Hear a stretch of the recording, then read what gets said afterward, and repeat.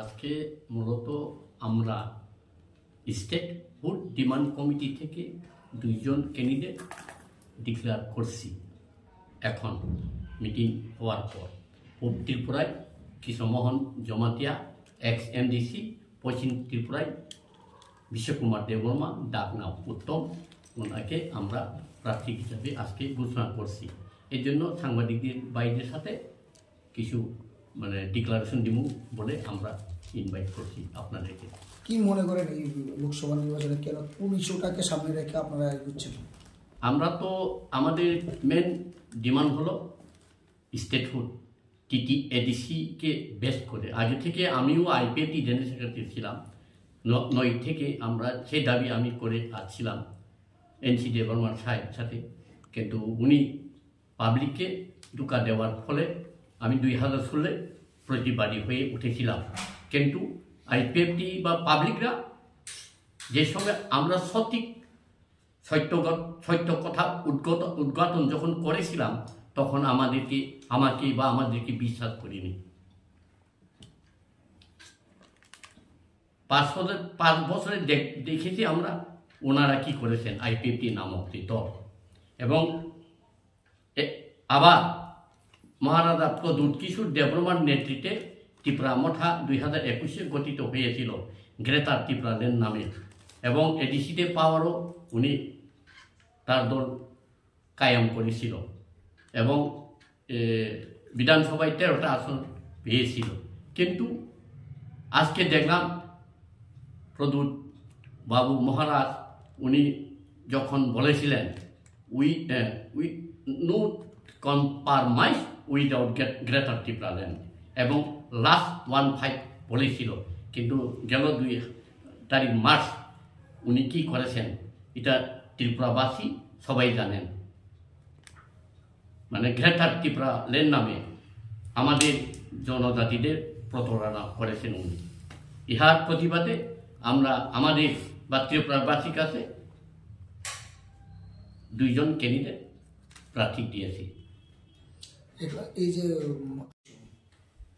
থানচাতে আমি প্রথম মহারাজাকে সমর্থন করেছিলাম, সত্য কথা যেটা বলি। ওনাকে দেখলাম উনি একাই দলের ডিসিশন নেওয়ার ফলে আমার মনোপুত হয়নি। কোনো সময় এমন সময় বাসন দেখতেছিলাম আমি ত্রিপুরাকে দ্বিখণ্ডিত হতে দেব না, এবং ওনার প্রজ্ঞা কুমারী উনিও বলেছিলেন ত্রিপুরাকে দ্বিখণ্ডিত হতে দেব না। ইহার পরিপ্রেক্ষিতে আমি ওনার উপর টোটালি বিশ্বাস হারিয়ে গেছি। এখন কি মতামত চাই? শুধু নিজের সাথে কাজ করছে এটা যদি আমি বলি, চামচা পাবলিকরা আমার উপরে খেপবে, কুর্তা বলবে, স্বর বলবে, সে কিছু তারা মন্তব্য করবে, কারণ এখানে কোনো ভদ্রতা নেই। তারা বলবে তারা কি করছে না করছে এটা ইমিডিয়েট সেটা প্রকাশিত হবে, জনগণ জানবে মহারাজ কিশোর দেববর্মা কি করেছেন, এটা প্রমাণ পেয়ে যাবে। আপনার ব্যক্তিগত মতে কি করেছেন যদি আপনারা একটু বলেন?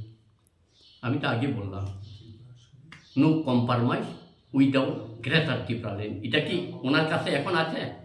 এই চুক্তি থেকে গ্রেটার ত্রিপুরাল্যান্ড লেখা আছে? আমরা তো অন্ধ না, আমরা অশিক্ষিত না। সত্য যারা বলে তাদেরকে কেউ বিশ্বাস করে না। হয়তো মহাত্মা গান্ধী বলেছিলেন সত্য মেঘ জয়েতে, কিন্তু সত্য সব সময় পদদলিত হয়। আজ অব্দি ওই যুগ যুগান্তর থেকে যারা সত্যবাদী তারা নিজের প্রাণ ত্যাগ করতে হয়। যেমন আব্রাহাম লিঙ্কন ত্যাগ করেছেন, মহাত্মা গান্ধী ত্যাগ করেছেন, মার্টিন লুথার কিং ত্যাগ করেছেন, এবং নেতাজি আসতে পারেনি। ঋষি অরবিন্দ উনিও পারলেন না, যেহেতু ওনারা সত্যবাদী। পূর্ব ত্রিপুরা একটা পশ্চিম ত্রিপুরা। আপনারা কতটুকু আশাবাদী যে আমরা সব জনগণের উপর সমস্ত কিছু আশা ছেড়ে দিলাম। আপনারা কিভাবে প্রচারে যাচ্ছেন, কি কবে থেকে শুরু করবেন? প্রচারটা আমরা ক্যান্ডিডেট মনোনয়ন দেওয়ার পর আমরা যাব। কবে মনোনয়ন দিতে পারেন? দেখি না, আমার উইদিন টাইমের ভিতরে আমরা দেব। প্রদ্যুৎ কিশোর নিয়ে আপনাদের কি বক্তব্য? তারা তো এটা দেখছে এখানে গ্রেটার ত্রিপুরা ল্যান্ড আছে কিনা, তা প্রমাণ তো হয়ে গেল। তাই বা কম্পারমেন্ট খাই খা আবনো